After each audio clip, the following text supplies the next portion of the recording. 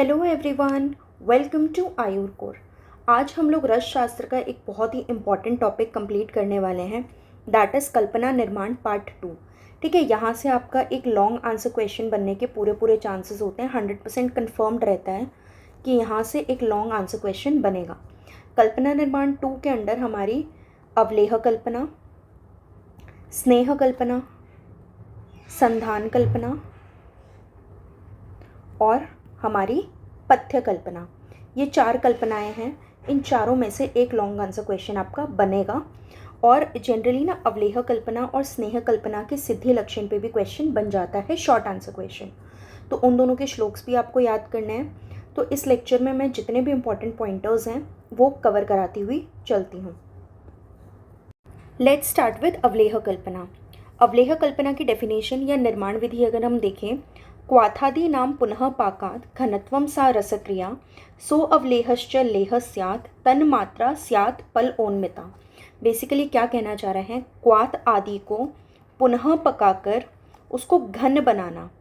ठीक है, औषध द्रव्य के क्वाथ स्वरस आदि को और भी पकाने पर जब वह गाढ़ा चाटने योग्य यानी लेह योग्य हो जाए उसको हम अवलेह बोलते हैं और उसकी मात्रा होती है 1 पल। क्लियर। अब निर्माण विधि की अगर हम बात करें तो 2 टाइप से हम अवलेह कल्पना बनाते हैं। स्वरस क्वाथ आदि को अग्नि पर पकाकर गाढ़ा करके उसमें चूर्ण आदि प्रक्षेप ऐड करके सीधा अवलेह बना लिया। ये तो हमारी हो गई सिंपल टेक्निक, ये हो गया उदाहरण इसका कुटज अवलेह।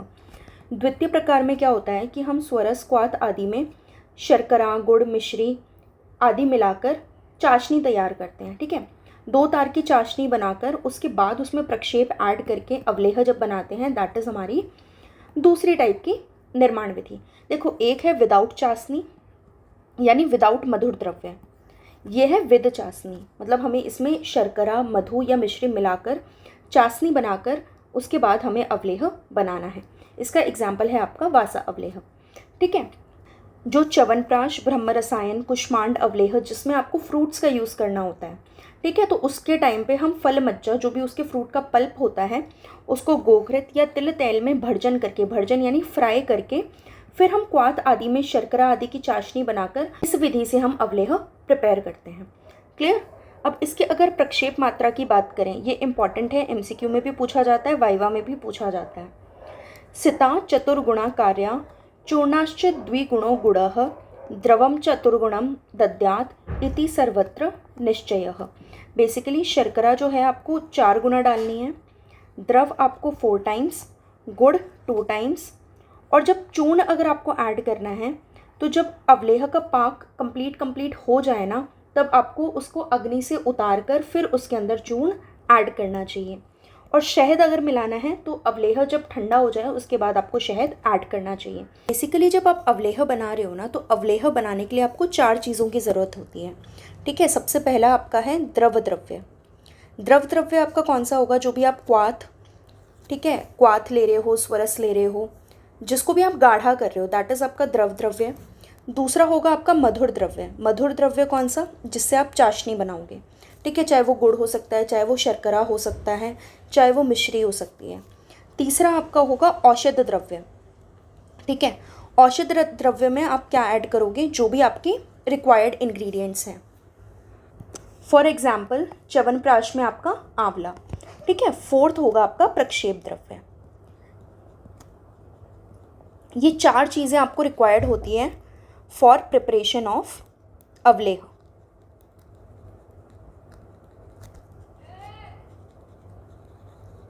द्रव द्रव्य, मधुर द्रव्य, औषध द्रव्य और प्रक्षेप द्रव्य। द्रव द्रव्य में आपका स्वरस क्वाथ, मधुर द्रव्य में आपका गुड़, शर्करा आदि। ठीक है, औषध द्रव्य में आपका कोई भी फ्रूट पल्प है, कोई भी औषधि आप उसके अंदर ऐड कर रहे हो तो वो औषध द्रव्य में आएगी। प्रक्षेप में ये वाली चीज़ें, शर्करा आपको 4 पार्ट्स डालनी है, द्रव आपको 4 पार्ट्स, गुड़ आपको 2 पार्ट्स डालना है अगर कोई मेंशन नहीं किया है, अदरवाइज जितना मेंशन किया है उतना डालना चाहिए। अगर आपको चूर्ण ऐड करना है तो पाक करीब हो जाने पर चूल्हे से उतार कर मिलाना है।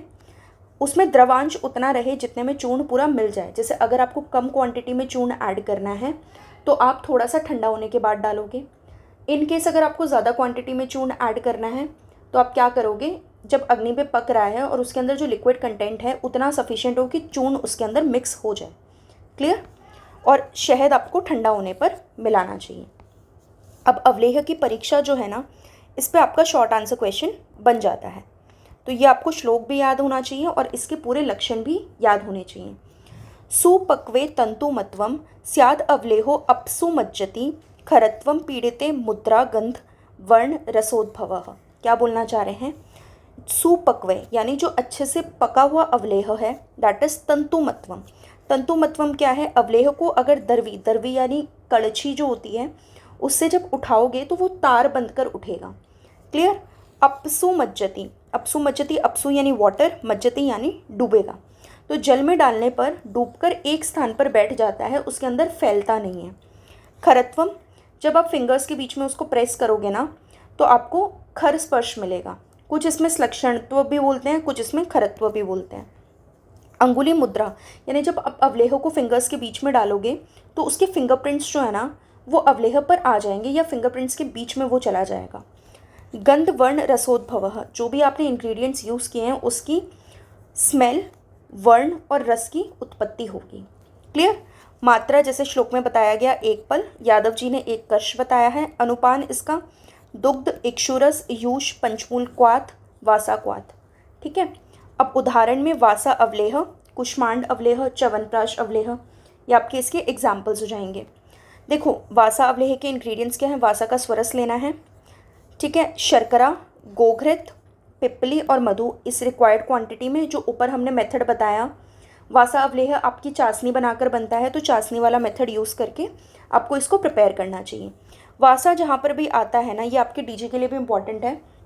वासा जहाँ पर भी आएगा वो श्वास, कास और रक्तपित्त का मेन इंडिकेशन में दिया जाता है। क्लियर। मात्रा इसकी 6 to 12 ग्राम्स। अनुपान क्षीर के साथ या जल के साथ दे सकते हो। अदर एग्जाम्पल्स जैसे मैंने आपको बताया च्यवनप्राश अवलेह और कुष्मांड अवलेह, ये आपके डिटेल में भी सिलेबस में है पेपर 2 के लिए। क्लियर। शेल्फ लाइफ आपकी 3 years होती है अवलेह की, according to drugs and cosmetic act. अब है स्नेह कल्पना। स्नेह कल्पना अगेन आपकी 10 मार्क्स के लिए बहुत ही इंपॉर्टेंट कल्पना है। इसकी निरुक्ति क्या है? स्नेह धातु में घय प्रत्यय कर स्नेह शब्द की निष्पत्ति होती है। गुण इसके गुरु, शीत, सर, स्निग्ध, मंद, सूक्ष्म, मृदु और द्रव, ये स्नेह के गुण होते हैं। स्नेह की 2 योनियाँ होती हैं, जैसे आपने चरक सूत्रस्थान चैप्टर नंबर 13 में पढ़ा होगा। स्थावर और जांगम। स्थावर में तिल, सरसप, एरंड, हरित की, बेसिकली प्लांट ओरिजिन। ठीक है। और जो जांगम है, जांगम में आपके घृत, वसा, मज्जा, दुग्ध, घृत, दधी, बेसिकली जो भी आपके एनिमल ओरिजिन के हैं। अब श्रेष्ठता की बात करें तो बल संधान के लिए यानी बल बढ़ाने के लिए आपका तिल का तेल श्रेष्ठ होता है और विरेचन के लिए आपका एरंड का तेल श्रेष्ठ माना जाता है। यह आपका चरक सूत्र 13 का रेफरेंस है। अब 4 टाइप के स्नेह होते हैं बेसिकली चतुर्विध स्नेह में, घृत, तैल, वसा, मज्जा। घृत इसमें सर्वोत्तम होता है क्योंकि ये संस्कारों का अनुवर्तन करता है। संस्कारों का अनुवर्तन मतलब बेसिकली दूसरों के गुणों को अपने अंदर ले लेगा बट अपने गुणों को नहीं छोड़ेगा। Is that clear? अब स्नेह पाक कल्पना क्या करते हैं बेसिकली, इसकी डेफिनेशन क्या है? अभी तक तो हम स्नेह के बारे में जान रहे थे, अब स्नेह पाक कल्पना क्या है? घृत, तेल आदि स्नेहों को क्वाथ, स्वरस, दुग्ध, जल आदि द्रव पदार्थ तथा औषधि द्रव्यों के कल्क के साथ पकाकर जो कल्पना की जाती है उसे स्नेह कल्पना या स्नेह पाक कल्पना कहते हैं। बेसिकली क्या है, हमारा मेन जो है दैट इज़ घृत और तेल, इसके अंदर हम औषध द्रव्यों का कल्क डालें, ठीक है, और कोई भी द्रव हो सकता है वो क्वाथ हो, कोई भी स्वरस हो सकता है, कोई भी क्षीर यूज़ कर सकते हैं, जल यूज़ कर सकते हैं। बेसिकली 3 इंग्रेडिएंट्स होते हैं इसमें, एक आपका स्नेह, एक आपका औषध द्रव्य, इसका बेसिकली कल्क यूज़ होता है बट जहाँ पे कुछ और मेंशन्ड है आप वो भी यूज़ कर सकते हो, और आपका द्रव द्रव्य, द्रव द्रव्य में आपका क्वाथ हो सकता है, स्वरस हो सकता है, जल हो सकता है, कोई भी लिक्विड हो सकता है। ठीक है, 3 इसकी रिक्वायरमेंट्स हैं। स्नेह पाक की विधि में अगर बात करें, जो स्नेह है ना, अगर उसको हम 1 पार्ट ले रहे हैं तो जो द्रव है यानी जो पानी डलेगा दैट विल बी 4 पार्ट्स और जो कल्क डलेगा that will be 1/4 times. Clear? औषध द्रव्य स्नेह द्रव्य, द्रव द्रव्य, औषध द्रव्य 1:4:16। ये आपको याद होना चाहिए, ये आपके MCQ का क्वेश्चन है। क्लियर? शेल्फ लाइफ की अगर हम बात करें तो घृत कल्पना जो भी होती है ना वो 2 ईयर्स तक सस्टेन करती है, और तैल वाली जो है वो 3 ईयर्स तक। ये भी आपका ड्रग्स एंड कॉस्मेटिक एक्ट्स के अकॉर्डिंग है। वाग्भट ने थोड़ा रेशियो अलग बताया है आपका अनुक्तमान का। जल जो है वो स्नेह से 4 टाइम्स लेना चाहिए। अगर क्वाथ यूज़ कर रहे हो एज अ द्रव्य तो वो आपको 6 टाइम्स लेना चाहिए। स्वरस यूज़ कर रहे हो तो आपको 8 टाइम्स लेना चाहिए। ठीक है, फिर कल्क का रेशियो भी वैसे ही हो जाएगा। स्नेह से अगर 4 टाइम्स आप जल ले रहे हो ना तो स्नेह का 1/4 आपको कल्क लेना है। ऐसे ही स्नेह का 1/6 लेना है इन केस ऑफ क्वाथ, और ऐसे ही 1/8 लेना है इन केस ऑफ स्वरस। ये मान आपको बहुत ज़्यादा इंपॉर्टेंट है। स्नेह पाक के सामान्य नियम अगर मेंशनड नहीं है, अदरवाइज जो मेंशनड है, अगर इतना क्वांटिटी मेंशन कर दिया कि आपको स्नेह इतना लेना है तब तो कोई दिक्कत नहीं है। लेकिन जनरल मेथड क्या है, औषध, स्नेह और द्रव में जो रेशियो रहता है दैट इज़ 1:4:16।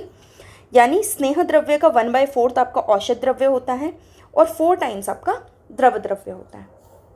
ठीक है, अब एक इम्पॉर्टेंट रूल क्या है, जहाँ 5 से अधिक द्रव पदार्थों का यूज़ करना है वहाँ पर आपको प्रत्येक द्रव जो है ना वो स्नेह के समान मात्रा में लेना है। यानी if 5 types of liquid are to be used in the preparation of स्नेह कल्पना, आपको हर एक जो द्रव है उसको 1 टाइम लेना चाहिए। क्लियर? और अगर 5 से कम है तो सारा द्रव मिला के चतुर्गुण होना चाहिए, यानी 4 टाइम्स होना चाहिए स्नेह से। ठीक है, ये किसके रेफरेंस में बोला है, ये स्नेह के रेफरेंस में बोला है। फिर है स्नेह पाक में जल क्वाथ निर्माण हेतु। देखो क्वाथ कल्पना हमने पढ़ी है, ठीक है, कल्पना निर्माण वाले लेक्चर में मैंने आपको क्वाथ कल्पना बहुत अच्छे से बताई है कि अगर मृदु द्रव्य है, तीक्ष्ण द्रव्य है, मध्यम द्रव्य है तो आपको क्वाथ के लिए जल कितना लेना है। वही सेम रूल यहाँ पे अप्लाई हो रहा है। अगर मृदु द्रव्य है तो 4 टाइम्स, मध्यम है तो 8 टाइम्स, कठिन है तो भी 8 टाइम्स, और अत्यंत कठिन है तो 16 टाइम्स। ये तो बताया। और रेस्ट क्वाथ निर्माण रूल्स जो है ना, जो क्वांटिटी ऑफ द्रव्य जो हमने मेंशन किए थे कि 1 कूडव है या 1 पल है तो कितना आपको जल यूज़ करना चाहिए। ठीक है, तो वो मैं ऑलरेडी आपको वहाँ पे करा चुकी हूँ क्वाथ निर्माण वाले में, तो आप वहाँ से देख लेना।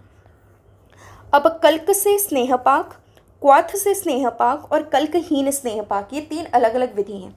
बेसिकली क्या है कि अगर खाली कल्क देना है, यदि केवल द्रव्य के द्वारा ही स्नेहपाक निर्दिष्ट है तो द्रव्यों को जल से पीसकर कल्क बनाना चाहिए। बेसिकली अगर बोला है कि आपको इसका कल्क बनाना है, ठीक है, और कोई मीडियम मेंशन नहीं है तो आपको वाटर यूज़ करना है। ठीक है, अगर द्रव का उल्लेख नहीं है तब भी आपको 4 टाइम्स वाटर डालना है। बेसिकली 3 चीज़ें आपको रिक्वायर्ड है। क्या रिक्वायर्ड है?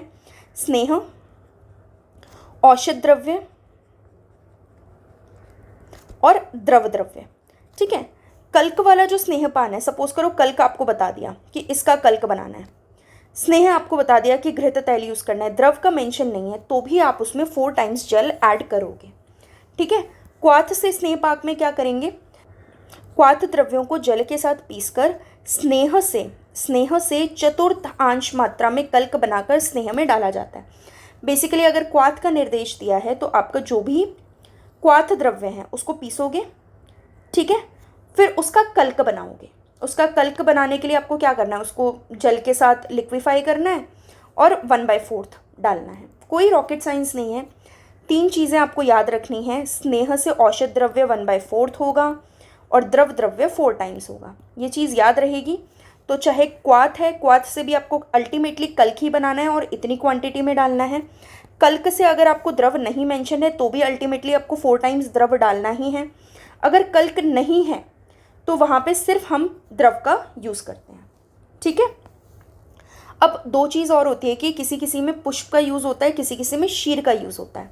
तो अगर पुष्प ऐड करना है तो स्नेह से 1/8 टाइम पुष्प कल्क ऐड करोगे, जल की क्वांटिटी 4 टाइम्स ही रहेगी। और अगर शीर से स्नेह पाक करना है तो स्नेह से 4 गुना, बेसिकली जो लिक्विड की क्वांटिटी है दैट मस्ट बी 4 टाइम्स। अगर दूध खाली यूज़ करना है तो 4 टाइम्स दूध डाल दो। अगर दूसरे द्रव के साथ यूज़ कर रहे हो तो टोटल मिला के वो 4 टाइम्स होना चाहिए। ठीक है, मतलब स्नेह से 1 टाइम अगर दूध है तो जल उसमें 4 टाइम्स आपको ऐड करना चाहिए। Is that clear? अब है स्नेह पाक का काल। अगर दूध के साथ पका रहे हो तो 2 रात्रि में पक जाएगा, स्वरस के साथ 3 रात्रि में, तक्र कांजी दधी के साथ 5 रात्रि में, मूल लता का यूज़ कर रहे हो तो 12 दिन लगेंगे, और पान और मांस रस का यूज़ कर रहे हो तो 1 दिन में स्नेह आपका सिद्ध हो जाता है। ठीक है, ये आपका एमसीक्यू में पूछा जाएगा, लॉन्ग आंसर के लिए इतना इंपॉर्टेंट नहीं है। फिर है पात्रपाक और एक होता है पत्रपाक। पात्र और पत्र में फ़र्क है। पात्र इज द वेसल। ठीक है, हमारे आयुर्वेद संहिताओं में कुछ कुछ वेसल्स मेंशन्ड है पर्टिकुलर टाइप ऑफ स्नेह पाक के लिए। फॉर एग्जाम्पल कासी सादी घृत का निर्माण आपको ताम्र के पात्र में करना चाहिए।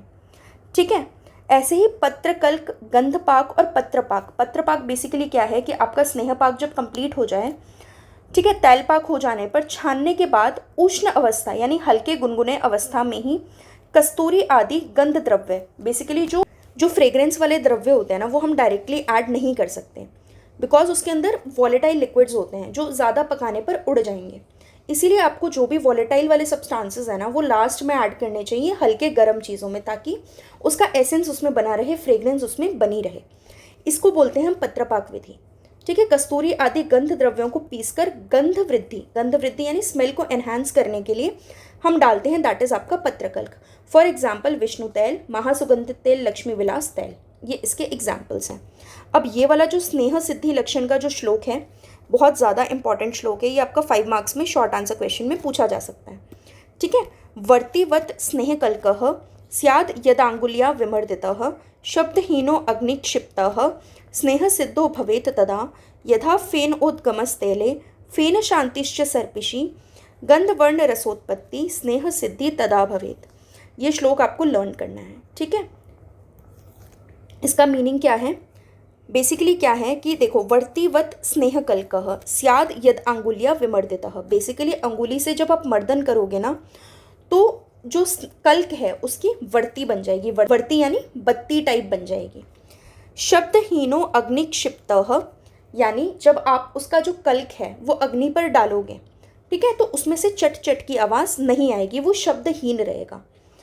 फिर यदा फेन ओदगमस तैले, यानी तेल पाक के समय क्या होगा, फेन का उद्गम होगा, यानी जब तेल पूरी तरह पाक हो जाएगा तो उसमें झाग उत्पन्न होंगी, यानी फ्रॉथ आएगा उसमें। फेन शांतिश्च सर्पिषि, फेन शांतिश्च सर्पिषि का मतलब क्या है, घृत पाक के समय जो फेन आया था ना, वो शांत हो जाएगा। देखो ये डिफरेंस है, तेल में उद्भव हो रहा है और घृत पाक में शांति हो रही है। किसकी, फेन की, यानी फ्रॉथ की। ठीक है, फिर उचित गंध, वर्ण और रस की उत्पत्ति हो जाएगी। ये आपके स्नेह सिद्धि के लक्षण हैं, शॉर्ट आंसर क्वेश्चन में पूछा जाएगा। अब नेक्स्ट है स्नेह पाक के भेद। बेसिकली 3 टाइप के स्नेह पाक होते हैं, मृदु पाक, मध्यम पाक और खर पाक। इन तीनों की इंडिकेशंस भी अलग अलग बताई गई है, तो इंपॉर्टेंट हो जाते हैं। देखो, औषध कल्क पककर निर्यास की तरह हो जाए और कल्क कुछ रस युक्त हो जाए। बेसिकली मृदु पाक में क्या होगा ना, जो कल्क है बहुत ज्यादा सॉफ्ट रहेगा, उसके अंदर कुछ ना कुछ वाटरी कंटेंट मिलेगा आपको। ठीक है, मध्यम पाक में क्या होगा, औषध कल्क पककर हलवे जैसी कंसिस्टेंसी होगी। हलवे जैसी कंसिस्टेंसी का मतलब वो सरफेस को छोड़ देगा, जल रहित हो जाएगा और दरवी में नहीं लगेगा, बेसिकली सरफेस पे स्टिक नहीं होगा। और खर पाक में क्या होगा, औषध कल्क की वर्ती जब बनाओगे ना, वो टूट जाएगी, वो वर्ती जो कंसिस्टेंसी है वो नहीं आएगी। ठीक है, और कल्क द्रव्य जो है वो कठिन हो जाएगा। अब इसमें क्या होता है कि हमें जो जनरली यूज करना होता है दैट इज मध्यम पाक, लेकिन अलग अलग इंडिकेशंस दी हुई हैं। अति पाक या दग्ध पाक आपको यूज नहीं करना, क्योंकि वो दाहकारक होता है और निष्प्रयोजन, हमें उसको यूज नहीं करना चाहिए। असम्यक पाक से क्या होगा, हीन वीर्य होगा, अग्नि मांद्य को उत्पन्न करेगा और गुरु होगा, यानी डाइजेशन में बहुत ज्यादा हैवी होगा, तो हमें ये भी यूज नहीं करना चाहिए। फिर उपयोग की अगर हम बात करें, देखो चरक और सुश्रुत ने ना दोनों की ही अलग अलग इंडिकेशंस बताई हैं। मृदु पाक चरक ने नस्से में यूज करने बोला है और सुश्रुत ने पीने के लिए या फिर भोजन में यूज करने बोला है। मध्यम पाक पान या बस्ती के लिए, नस्य अभ्यंग के लिए आचार्य सुश्रुत ने बोला, और खर पाक आचार्य चरक ने अभ्यंग के लिए बोला और सुश्रुत ने बस्ती और कर्णपूरण के लिए बोला है। अब अगर एग्जाम्पल्स की बात करें तो बला तेल बेसिकली हम लोग ना अभ्यंग के लिए यूज करते हैं, बस्ती के लिए यूज करते हैं, या कर्णपूरण के लिए यूज करते हैं, या स्नेह पान के तौर पे यूज करते हैं। इसका मेन इंडिकेशन होता है शुक्राशय की कंडीशन में, या फिर कोई कंसीव करना चाहता है तो बला तेल की बस्ती का भी यूज हो सकता है, पीने के लिए भी यूज हो सकता है, according to the need of the patient. और ये वातरोग शामक होता है। त्रिफलाग्रित, त्रिफलाग्रित अगर पीना है तो एक पल, जनरली हम लोग 20 ग्राम देते हैं, 20 ग्राम बेसिकली 20 ml। नस्य जो है वो 4 से 6 बूंद हम लोग यूज करते हैं त्रिफला घृत का। इसका बेसिकली जो त्रिफला का यूज होता है ना, वो आपके आई डिसऑर्डर्स में बहुत अच्छा होता है। नेत्र रोग नाशक होता है, तिमिर, कांच, नेत्र स्राव, नेत्र कंडू, रात्रि अंधता, ये सारे के सारे आपके आई रिलेटेड डिसऑर्डर्स हैं। तो त्रिफला घृत का मेन इंडिकेशन आपका आई रिलेटेड डिसऑर्डर्स में होता है। अब हम देखेंगे संधान कल्पना। संधान कल्पना अगेन वेरी इंपॉर्टेंट। सुरा, मत्स्य, आसव आदि को हम संधान के अंडर रखते हैं। सर्वप्रथम इसको चरक में वर्णित किया गया है। इसकी परिभाषा देखिए, परिभाषा आपको लर्न करनी है, हर एक कल्पना की आपको डेफिनेशन याद होनी चाहिए। द्रवेषु चिरकालस्थम द्रवम यत् संधितम भवेत् आसव अरिष्ट भेदेस्तु प्रोच्यते भेषज ओचितम। बेसिक जल, क्वाथ आदि द्रव पदार्थों में गुड़, धात के पुष्प आदि द्रव्यों को संधान काल तक रखा रहने पर संधान होकर जो द्रव तैयार होता है उसे आशव और अरिष्ट आदि कहा जाता है। बेसिकली द्रव को हमें लंबे टाइम तक रखना है, उसका संधान, उसके फर्मेंटेशन के लिए छोड़ना है, और आसव अरिष्ट भेद के दो हमारे फॉर्मुलेशन रेडी हो जाते हैं जो हम लोग चिकित्सा में यूज करते हैं। अब इसके घटक द्रव्य बहुत ज्यादा इंपॉर्टेंट है। सबसे पहले घटक में क्या आएगा? घटक बेसिकली फैक्टर्स जो हैं संधान के लिए रिस्पॉन्सिबल है।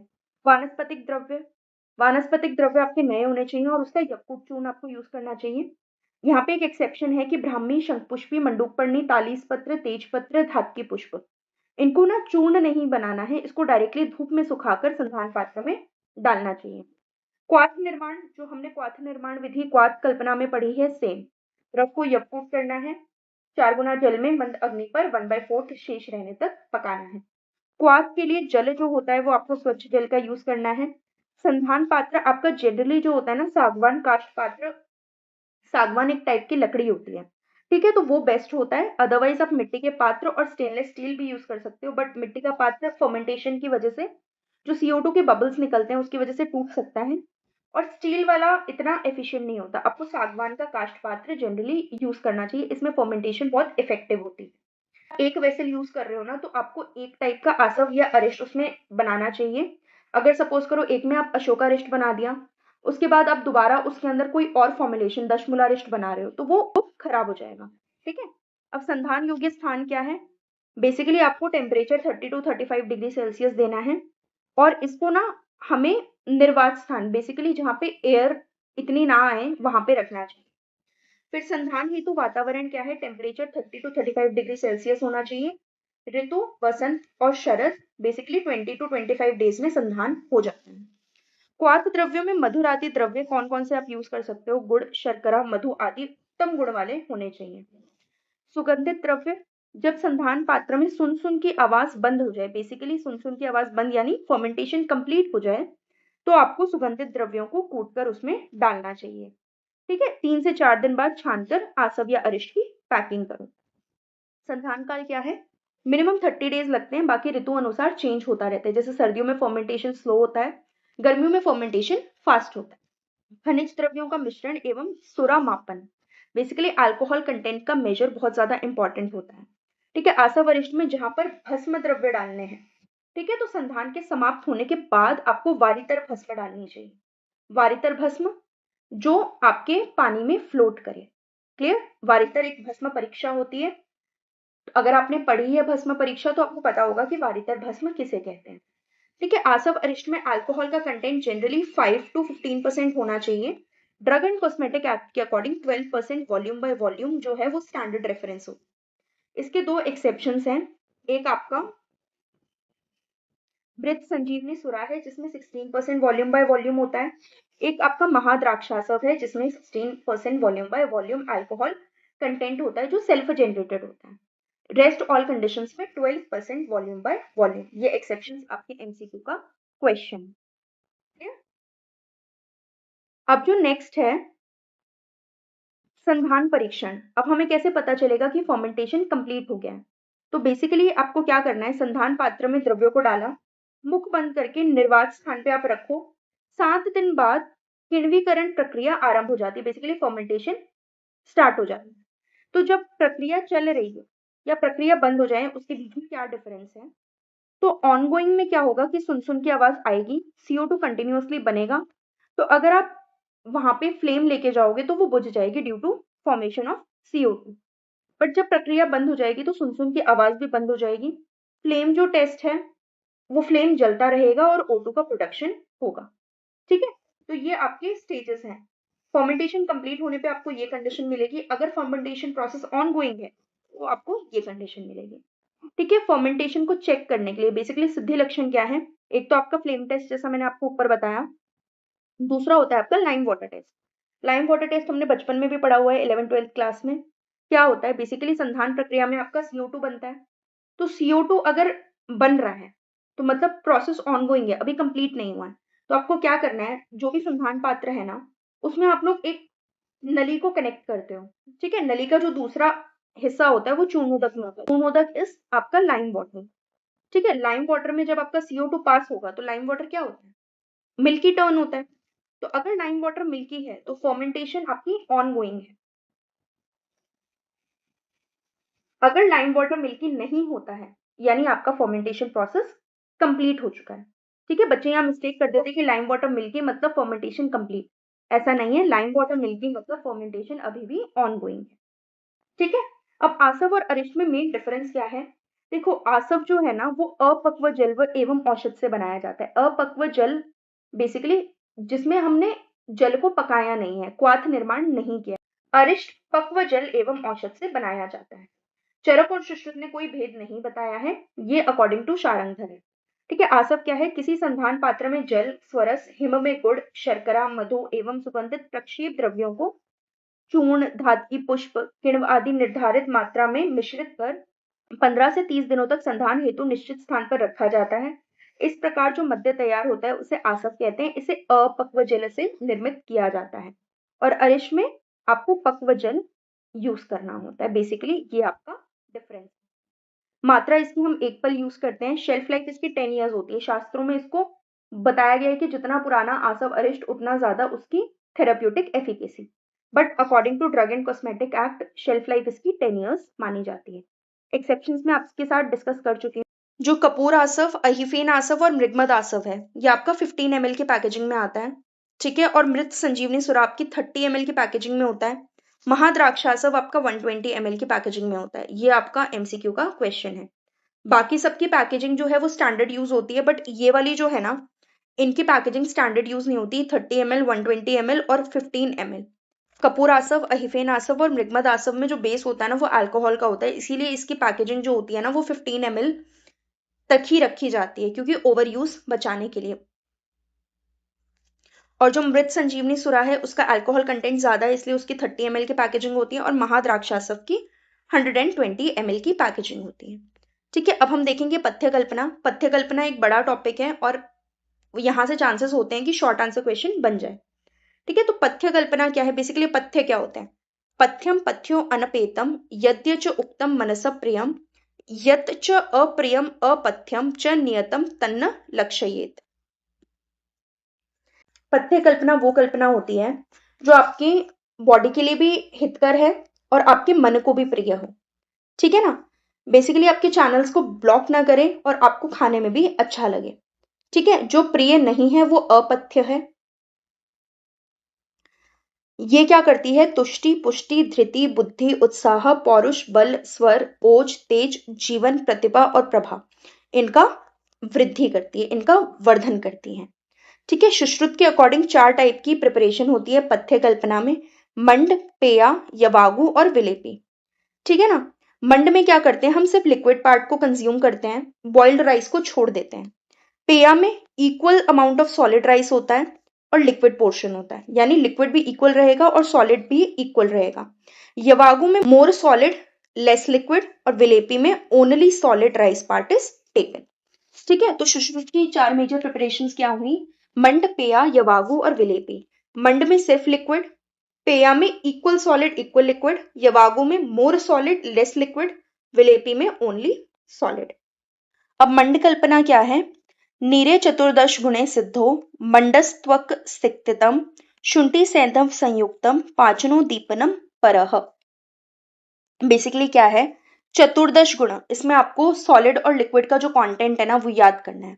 अगर एक पल राइस है तो आपको 14 पार्ट्स वाटर का यूज करना है। ठीक है, 14 पार्ट्स वाटर का यूज करके मंद अग्नि तक पकाना है। लिक्विड पार्ट को फिल्टर आउट करना है और लिक्विड पार्ट आपको कंज्यूम करना है। इसमें हमें शुंठी और सैंधव लवण डालना है। दीपन पाचन के लिए अच्छा रहता है। सिकते ही विरहितो मंडह, सिकते ही विरहितो मंडह मतलब इसमें आपको राइस नहीं लेना है, लिक्विड पार्ट कंज्यूम करना है, उसी को आप मंड बोलते हो। फार्मेकोलॉजिकल एक्शन क्या होता है इसका? दीपन, पाचन, वात का अनुलोमन, स्रोतो मृदुकारक और स्वेद कारक। ठीक है, इंडिकेशन कब देते हैं? स्नेह पान के बाद जब प्यास लगती है तब आप पानी ना पिलाकर आप मंड कल्पना का यूज करते हो। तो आपको सबसे पहले कितने पार्ट पानी डाला, क्या पार्ट यूज किया और कहां कहां इंडिकेशन है, ये आपको याद करना है। ठीक है, पथ्य कल्पना आपकी ये चारों पथ्य कल्पना आपसे लॉन्ग आंसर क्वेश्चन में पूछी जा सकती है। अदरवाइज वो बोल देंगे कि मंड यवागु को एक्सप्लेन करो, मंड पेया को एक्सप्लेन करो। ठीक है, तो ये पूछा जा सकता है आपसे, तो ये आपको स्किप नहीं करना है। एक और इंडिकेशन है आपकी मंड कल्पना की, दैट इज लंघित, जिनका लंघन कराया है और जो विकृत है, विकृत यानी किसी रोग से ग्रस्त हैं तो भी हम उनको मंड कल्पना दे सकते हैं। पेया क्या है? पेया सेम मेथड से बनेगी, चावल में 14 गुना पानी डालना है। मंड कल्पना में हमने क्या किया था? पानी को फिल्टर आउट करके यूज किया था। इसमें हम चावल को पकाएंगे, इक्वल अमाउंट में सॉलिड इक्वल अमाउंट में लिक्विड रहे उतना हमें कंसिस्टेंसी रखनी है, दैट इज पेया। पेया जो है तृष्णा, ग्लानि, दौर्बल्य, कुक्षी रोग और ज्वर में हम इसका यूज करते हैं और ये स्वेद जनक होती है। फिर यवागु, यवागु षड गुणे पचेत, यानी rice plus 6 parts of water मंद अग्नि पर पकाना है। इसमें सॉलिड ज्यादा रहेगा, लिक्विड कम रहेगा, बिकॉज हमने ऊपर पानी 14 टाइम्स डाला था, इसमें 6 पार्ट्स हम डाल रहे हैं, तो ऑब्वियसली सॉलिड का अमाउंट ज्यादा रहेगा, लिक्विड का अमाउंट कम रहेगा। ये ग्राही होता है, बल्ले होता है, तृप्ति करने वाला होता है और वात का शमन करने वाला होता है। फिर विलेपी क्या है? विलेपी घन सिक्ता स्याद सिद्धा नीरे चतुर्गुणे, चतुर्गुणे यानी 4 टाइम्स। राइस या कोई भी आधार द्रव्य है उसको आपको 4 पार्ट लेना है, मंद अग्नि पर पकाना है, घन सिक्त होने पर यूज करना है। घन सिक्त बेसिकली आपको सॉलिड पार्ट कंज्यूम करना है इसका। ठीक है, ये तर्पक होता है, ब्रूहण होता है, हृदय होता है, मधुर है और पित्त नाशन है। यवागु आपका वात शामक होता है, विलेपी आपका पित्त शामक होता है। क्लियर? विलेपी में क्योंकि सॉलिड कंटेंट ज्यादा है तो वो तर्पक है, ब्रूहण है, मतलब पेट को भरता है। ठीक है, और जो आपका ये वाला है यवागु जो है ये भी आपका बल्ले है, तृप्ति करने वाला है। दोनों में डिफरेंस क्या है? एक वात शामक है और विलेपी आपका पित्त शामक है। आप ऐसे याद कर सकते हो, विलेपी में पी आ रहा है तो ये पित्त शामक है, यवागु में वी आ रहा है बीच में तो ये वात शामक है। क्लियर? भक्त अन्न ओदन कल्पना, बेसिक इसमें आपको 4 पार्ट्स तंडुल लेना है, 14 पार्ट्स इसमें वाटर रहेगा, मंद अग्नि पर पकाना है जब तक चावल पक जाए। जब चावल अच्छे से पक जाए तो पानी को फिल्टर आउट कर लेना है और जो सॉलिड प्रोपोर्शन है वो आपका भक्त या अन्न के नाम से जाना जाता है। देखो मंड और इसमें डिफरेंस है, मंड में आप लिक्विड कंज्यूम करते हो, इसमें आप सॉलिड कंज्यूम करते हो। ठीक है, रेशियो दोनों में 14 पार्ट्स हैं, मंड में भी 14 पार्ट्स था, पेया में भी 14 पार्ट्स था, इसमें भी 14 पार्ट्स हैं। उन दोनों में उसमें जो राइस था वो 1 1 पल था, इसमें 4 पल तंडुल यूज हुआ है। ठीक है, इसमें कंटेन्स मधुर रस है, लाइटर फॉर डाइजेशन। ठीक है, आचार्य बहुत सारे आचार्यों ने ना वाटर का कंटेंट अलग अलग बताया है, जैसे सुश्रुत है, सुश्रुत ने 1:4 बताया है, शारंगधर ने 1:4 बताया है, भाव प्रकाश निघंटू ने 1:5 बताया और कैदेव ने 1:10। ये आपका एमसीक्यू में पूछा जा सकता है। ठीक है, फिर है आपका कृष्णा कल्पना खिचड़ी, जो आप खिचड़ी बनाते हो उसमें क्या करना है? तंडुल और सिंबी धान्य। अब बेसिकली खिचड़ी में क्या यूज करते हो? चावल और दाल। तो चावल और दाल या तो 1:1 के रेशियो में हो सकती है, या 1:2 के रेशियो में हो सकती है, या 1:1/4 के रेशियो में हो सकती है। ठीक है, जितना नीडेड है। फिर उसके अंदर जब खिचड़ी बनाते हो तो क्या करते हो? उसके अंदर घी डालते हो यानी स्नेह, फिर सेंधव लवण, नमक डालोगे, अदरक डालोगे, हींग डालोगे, हल्दी डालोगे, उसको वेसल में पकाओगे। कितने कितने पार्ट पानी के साथ? 6 पार्ट्स ऑफ वाटर के साथ, जब तक चावल पक ना जाए। ये आपका हो गया खिचड़ी प्रिपरेशन। जो नॉर्मल खिचड़ी है हम कैसे बनाते हैं? चावल दाल लेनी है, चावल दाल का रेशियो 1:1, 1:2, 1:4। ठीक है, फिर हमें घी लेना है यानी स्नेह लेना है, उसके अंदर नमक हो गया, हींग हो गया, अदरक हो गया, हरिद्रा है, छौंक लगाया, उसको वेसल में पकाया, कितने पार्ट्स पानी के साथ? 6 पार्ट पानी के साथ। ये कफ पित्त का वर्धन करती है और वात का शमन करती है और बल्य होती है। क्लियर? अब होती है आपकी यूष कल्पना। यूष कल्पना में आप क्या करोगे? देखो 4 चीजें आपको चाहिए होती है इसमें। औषध द्रव्य का कल्क चाहिए 1 पल, शुंठी और पिपली आधा आधा कर्ष, और पानी 1 प्रस्त। चारों इंग्रेडिएंट्स ले लो, मंद अग्नि पर पका डालो। क्लियर? तो ये होती है बल्य, वृष्य, अग्निदीपक, वर्ण्य और बलकारक और लघु। यूष आपके 2 टाइप के होते हैं, कृत यूष और अकृत यूष। यूष का आप यूज कब करते हो? बेसिकली आप जब शोधन कराते हो, शोधन के बाद आपको संसर्जन क्रम, बेसिकली रेगुलर डाइट पे लेके आना है पेशेंट को। तो रेगुलर डाइट पे पेशेंट को लाने के लिए आप लोग यूष का यूज करते हो, मांस रस का यूज करते हो। ठीक है ना? तो ये वही है। यूष आपके 2 टाइप के होते हैं, कृत और अकृत। देखो जहां पे भी कृत आए, कृत मतलब छौंक लगाया है, तो हमने उसका संस्कार किया है। किससे? स्नेह से, स्पाइसेस से। स्पाइसेस कौन कौन से हो सकते हैं? तो एला, तेजपत्र, लवण, मिर्च, ये सब ऐड करके अगर यूष बनाया है तो वो कृत यूष होगा। अकृत यूष जिसमें कोई संस्कार नहीं है, कोई स्नेह द्रव्य आपने यूज नहीं किया है। फिर आपकी तक्र कल्पना। तक्र कल्पना में बेसिकली क्या है? तक्र is a liquid preparation prepared by continuously churning the curd for 3 hours with different ratios of water added to it.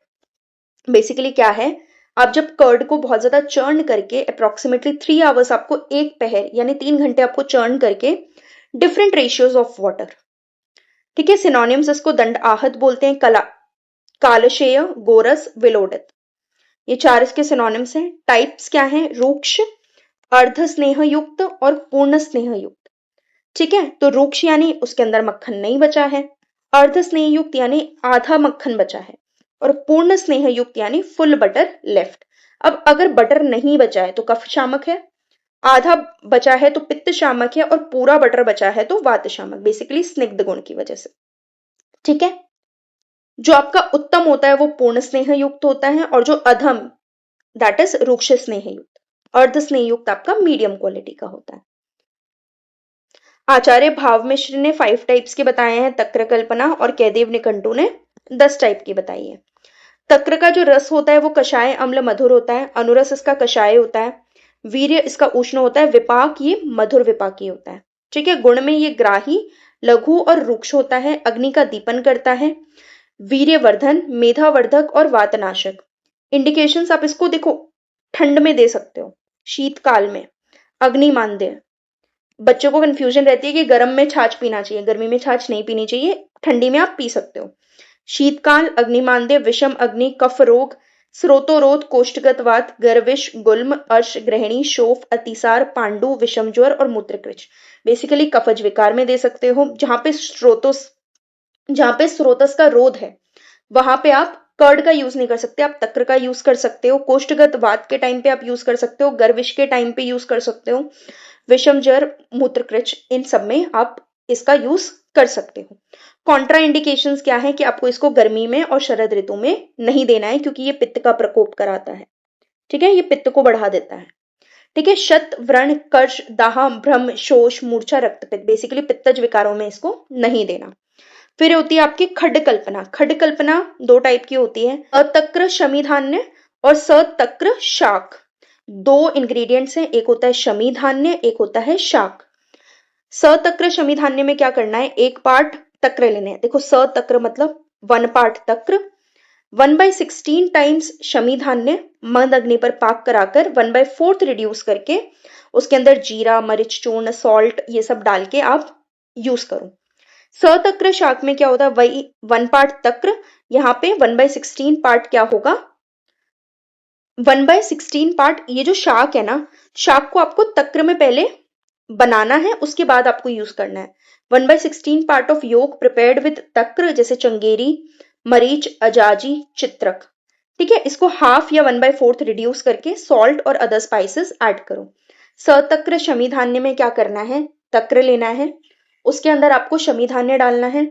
ठीक है? 1/16 पार्ट्स, 1/4 रिड्यूस होने तक मंद अग्नि पर पकाना है। सतक्र शाक में 1 पार्ट तक्र लेना है, 1/16 पार्ट आपको योग यानी जो भी शाक है उसको तक्र के साथ प्रिपेयर करके फिर चंगेरी, मरीच, अजाजी, चित्रक डाल के उसको पकाना है। कब तक? आधा या 1/4 रिड्यूस हो जाए, सॉल्ट और अदर स्पाइसेस ऐड करो। फिर है कंबलिक। यूश प्रिपेयर्ड यूजिंग दधी मस्तू। दधी मस्तू यानी जो कर्ड के ऊपर जो पानी होता है ना, उसका यूज करके जो आप यूश कल्पना बनाते हो, दैट इज आपका कंबलिक। सेम प्रिपरेशन है। यूश कल्पना में आपने क्या किया था?